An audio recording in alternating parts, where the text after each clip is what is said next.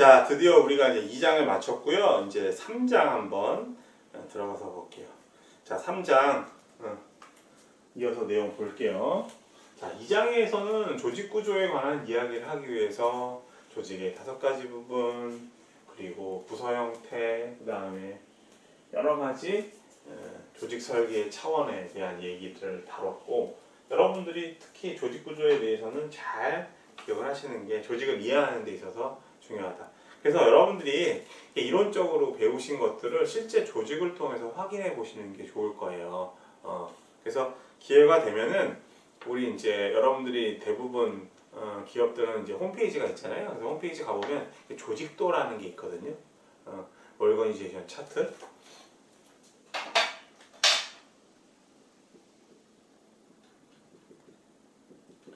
조직도가 있는데, 이 조직도를 통해서 여러분들이 지금 우리가 학습한 조직 구조에 대한 이슈들을 우리가 볼 수 있어요. 살펴볼 수 있어요. 그래서 시간이 되면 한번 아무 조직이나 좋으니까 여러분들이 잘 알고 또는 알고 싶어하는 조직에 한번 들어가 보셔라. 조직도가 안 나오는 경우도 있어요. 왜냐하면 조직도 같은 경우도 이제 그 기업 정보가 될 수 있기 때문에 공개를 안 하는 경우도 있거든요. 자료가 뭐 쉽지는 않은데, 찾기 쉽지 않은데 또 찾아보시면 또 볼 수는 있을 거예요. 개인적으로 저는 구글 사이트를 많이 선호하는데, 구글 같은 경우에는 전문적인 자료도 상당히 많아요. 그러니까 스칼라 구글 같은 경우에는 경영 관련된 논문들도 학교 도서관 통해서 들어가면 뭐 돈 주고 받을 수 있는 것도 학교 도서관을 통해서 들어가기 때문에 무료로 볼 수 있거든요. 좋은 자료들이 많다라는 거니까 한번 보세요. 그런 것들이 경영을 공부하는 데 있어서 중요할 것 같아요. 실제 조직에서는 어떤가, 이런 경영 이슈들이. 그래서 이 경영이라는 학문은 항상 이론과, 그죠? 실제로 그게 어떻게 적용되는지, 그런 것들을 살펴봐야 돼요. 현장에서 어떻게 이루어지는지. 자, 그런 소리 그만하고 진도를 계속 나가봅시다. 자, 거기 3장 3페이지 보시면은 이제 기업 활동이라는 게 나와요. 기업 활동. 보드마카가 필기를 하도 많이 해서 시커하네. 그래서 제가 수업 시작하기 전에, 촬영 전에 이걸 항상 물티슈로도 한번 닦는데 한계가 있어요. 칠판이 더 좋은데, 그죠? 어쩔 수 없죠. 칠판이 분필가루는 날리긴 하지만 그래도 더 매력적이에요. 옛날 기억도 나고. 자, 기업 활동을 보면은 자원을 투입하여 기능 단위들, 그러니까 펑셔널 유닛, 상호작용을 통해 특히 조직 내에서 이루어지는, 그래서 성과가 나는 과정이다. 그죠? 조직 내에서 자원을 투입해가지고 기능 단위 부서들이, 이 말이 중요하네. 자원 투입, 그죠? 그 다음에 상호작용, 그리고 이제 어떤 결과, 이 결과를 우리가 성과라고 생각해 볼 수 있겠죠. 그래서 거기 자원을 보시면은 거기 필기하셔야 돼. 거기 이제 돈이 나오죠. 지폐가 나오는데, 이걸 우리가 뭐라 그랬어요? 텐저블 리소스라고 했잖아요. 우리가 경영 정의할 때. 그 다음에 손을 우리가 의미하는 것들 생각해 보면 휴먼 캐피탈, 인적 자본. 그 다음에 반도체 기술을, 반도체 같은 게, 반도체 얘기해 버렸네. 반도체가 나타내는 게 기술이죠. 그래서 인텐저블 리소스, 그죠? 무형 자원. 그래서 각각 유형 자원, 인적 자본, 인텐저블 리소스를 투입해 가지고 부서 간 내에서 어떤 상호작용이 일어나요. 그래서 거기 보시면은 이런 것이, 저번에도 한번 말씀드린 것 같은데, 여기 이제 생산 관련된 부서가 있어서 생산 현장에서 근로자들이 막 일을 해요. 근데 이제 그 제품이 수요가 많아져서 생산을 많이 해야 돼. 그러면은 생산할 때 이 필요한 인력들을 생산부에서 직접적으로 뽑을 수 없어요. 그걸 누가 해? 인사부서에서 한다고요. 그럼 인사부서에서 생산부서에 요청하는 거야. 우리 지금 별표라는 제품을 지금 생산을 되게 많이 하니까 인력이 좀 많이 필요할 것 같아요. 뽑아주세요. 알겠어요. 재무 쪽에 파이낸스 쪽에 연락을 해가지고 사람 몇 명 고용할 수 있는지, 왜냐면 급여 줘야 되니까 물어볼게요. 그랬더니 한 10명 정도 고용할 수 있는 급여가 준비되어 있대. 요청은 예를 들어서 20명 했는데 10명이다 그러면 그 얘기를 해야지. 조율하는 거잖아요. 조율. 우리가 조직의 4가지 특징으로 봤을 때 통합성이 존재해요. 상호작용이라는 거는. 그래서 오케이. 그래서 어렵겠지만 10명 해. 추가해서 10명만 추가해서 일해. 근데 추가로 더 일할 경우에는 우리 인사부 쪽에서 나중에 초과수당 같은 거 지급할 수 있도록 해볼게. 뭐 이렇게 이야기하겠죠. 그죠? 그런 식으로 이제 부서 간 상호작용이 일어난다. 그러면은 어떤 제품이 만들어질 거 아니에요. 결과가 나오겠지. 근데 이 결과를 어떻게 판단할 것인가가 성과의 이슈가 돼요. 너무 중요한 얘기했다. 지금 뭐라고 그랬어요? 이 결과를 상호작용을 통해서 어떤 결과가 나올 거 아니에요. 뭐 제품이 만들어지건 서비스가 창출되건 이 결과를 어떻게 판단할 것인가. 다시요. 너무 중요해서 선생님이 말할 때 그렇게 하죠. 다시요 이런 얘기할 때는 중요한 내용을 얘기하는 거예요. 자원 투입해서 상호작용을 해서 어떤 제품이 만들어지면, 그죠? 그 결과물을 가지고 우리가 어떻게 성과로 판단할 것인가가 중요하다. 그래서 일단은 해당 제품이나 서비스가 소비자들한테 사랑을 받고 각광을 받으면 재무적 성과가 높아지겠죠. 그죠? 첫 번째는 재무적 성과를 우리가 재무적인 어떤 효과를 성과로 우리가 파악해 볼 수 있고요. 두 번째, 그래서 재무적인 어떤 성과라는 거는 이런 거라고 할 수 있어요. 매출액, 그죠? 그 다음에 뭐 영업이익 같은 거, 그 다음에 뭐 단기순이익 이런 것들 나중에 이제 개념들 다 개념 잡으실 수 있겠네요. 영업해가지고 이익 얼마 났니? 순이익이 얼마니? 그해 이런 얘기예요. 매출액 같은 경우에는 뭐 비용 같은 거 다 포함되었겠죠. 개념들이, 그죠? 이런 것들이 이제 높으면 좋죠. 재무적인 성과가 낮다라고 볼 수 있는 거고. 두 번째는 스테이크홀더, 이해관계자 만족이야.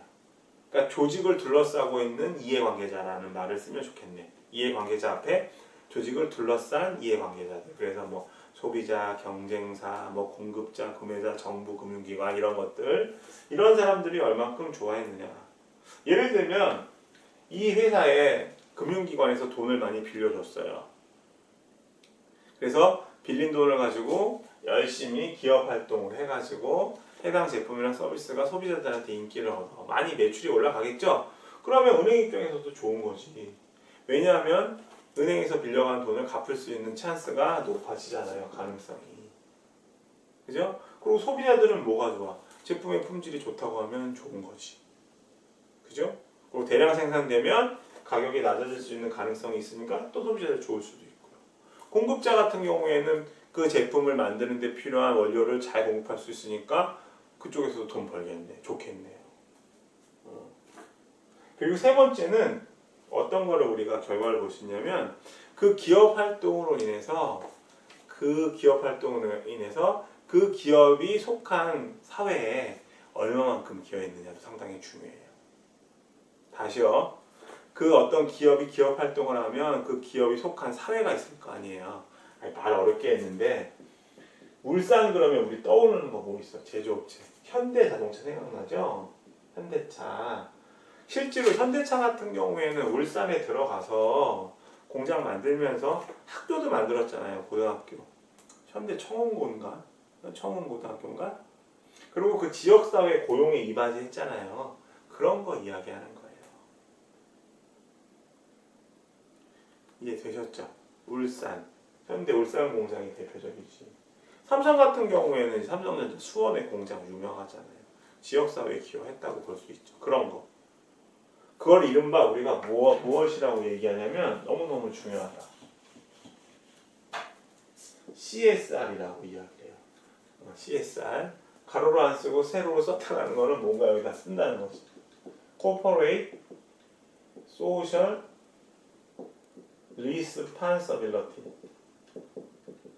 우리말로 얘기하면 기업의 사회적 책임. 다시요. 그냥 여러분들 CSR이라고 기억하시고 우리말로도 기억하세요. 기업의 사회적 책임, responsibility. 기업의 사회적 책임, CSR 이렇게 붙이세요. Corporate Social Responsibility, Corporate Social Responsibility, CSR, 기업의 사회적 책임. 그래서 기업의 사회적 책임도 상당히 중요하다. 그 사회에 얼만큼 공헌했느냐라는 거죠. 자, 그래서 그 4페이지 보시면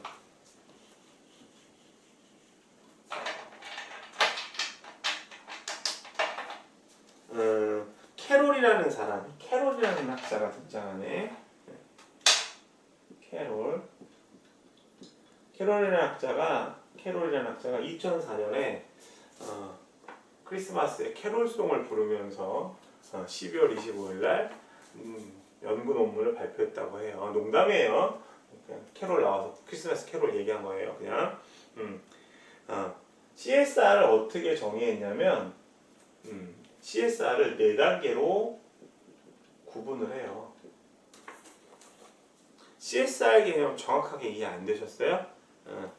이해관계자 만족을 조금 더 확대해서 생각해 보면, 자, 아까 현대차 울산 공장 얘기했는데, 울산에서 현대차가 기업 활동을 하잖아요. 그죠? 그러면 이 현대차는 울산이라는 지역이 없으면 현대차의 공장, 생산 공장, 본사는 서울에 있지만 생산 공장이 이제 울산에 주로 많으니까 생산 현장이 울산이라는 공간이 없으면, 도시가 없으면 현대차의 어떤 생산시설, 주된 생산시설도 없죠. 그러니까 현대차는 울산이 존재하기 때문에 기업 이윤 창출하고 여러 가지 기업 활동을 하게 되는 거예요.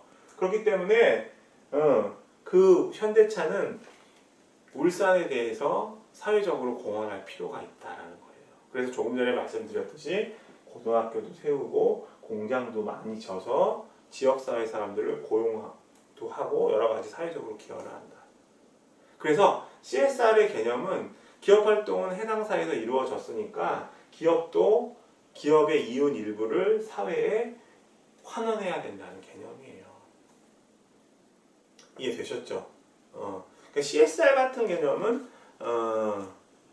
기독교적인 어떤 가치관하고도 상당히 일치를 많이 하죠. 그래서 서양 기업들이 CSR을 옛날부터 중요시했어요. 옛날부터. 그죠? 자, 계속 봅시다. 그래서 제가 뭐 크리스마스 캐롤 이야기를 한 거고요. 조금 이해 안 되신 것 같아서 좀 보강 설명 드렸고요. CSR의 4단계를 어떻게 이야기를 했냐면, 첫 번째는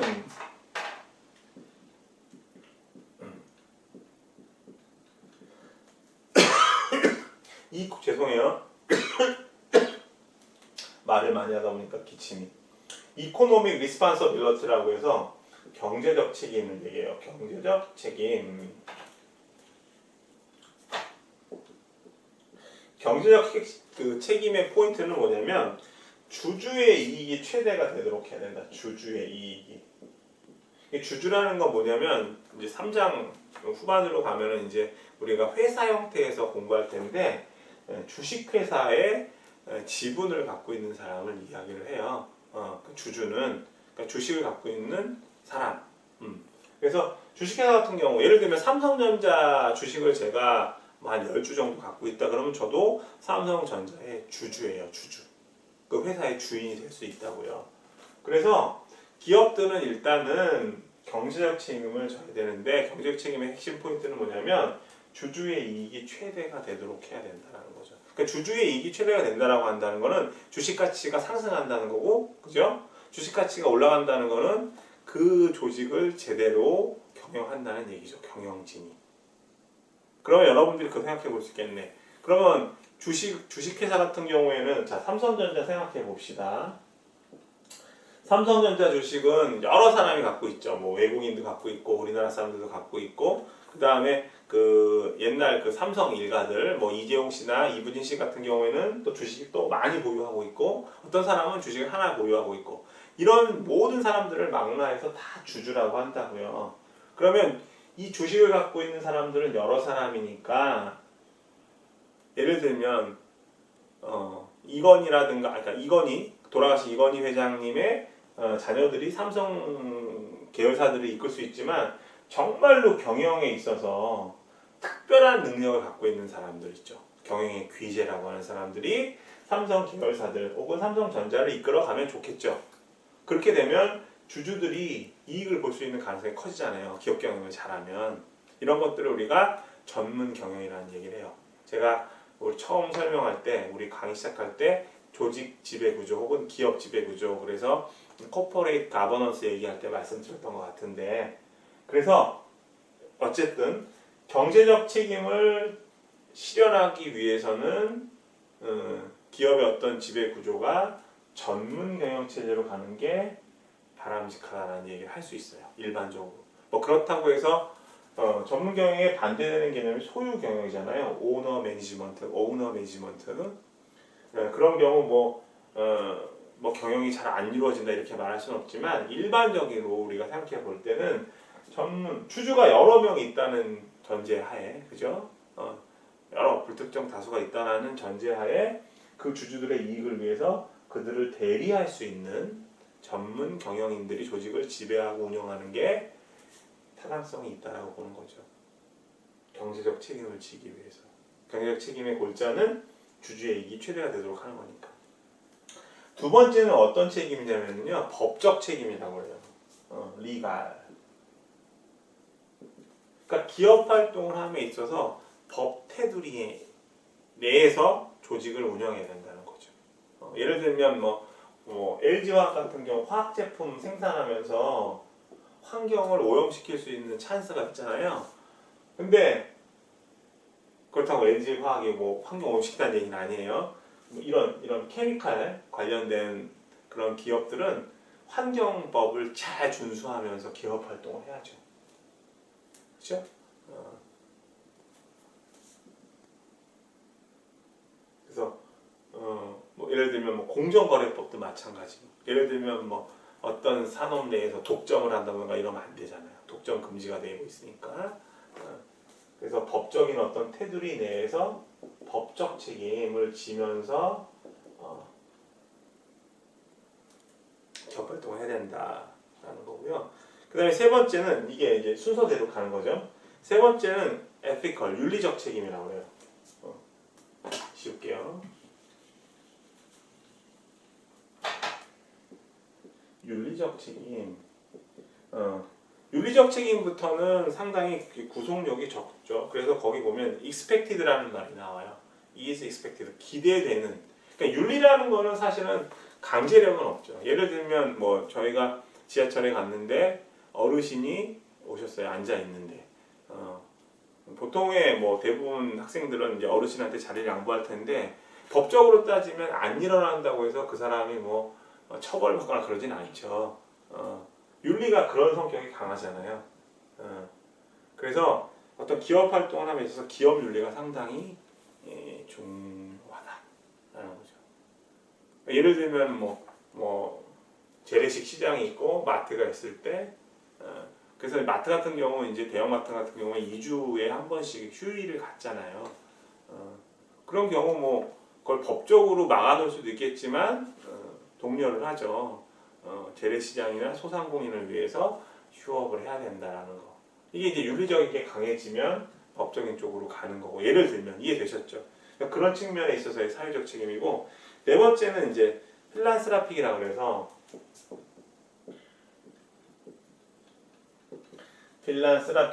이거는 이제 박애적 책임이다 혹은 자선적 책임이다. 그래서 거기 보면 디자이어드라는 말이 나와요. 바래지는. 그러니까 윤리적 책임은 기대되고 자선적 책임은 바래지는 거예요. 그러니까 기업이 완전히 자기 포기하고 사회를 위해서 활동하는 거예요. 이렇게 되기는 상당히 어렵죠. 그래서 캐롤이 얘기한 기업의 사회적 책임 4단계 중에서 경제적 책임하고 그다음에 법적 책임만 기업들이 잘 고려를 해도 사회에 공헌할 수 있는 기회가 많이 생긴다라는 거죠. 자, 다음 페이지에 있는 그 내용을 가지고 5페이지에 있는 내용을 가지고 구체적으로 우리가 기업의 사회적 책임에 대해서 한번 알아봅시다. 거기 보시면은 첫 번째 그런 얘기가 나와요. 내용들이 정부나 기업, 시민단체의 모든 조직에 적용할 수 있는 그 7가지 CSR 영역. 여러분들이 CSR 그러면 기본 개념은 사회에 환원하는 거다. 기업 활동이 특수한 어떤 특정 사회에서 이루어지는 거니까 그렇게 생각하시고, 그러면 CSR의 범주는 뭐가 있니?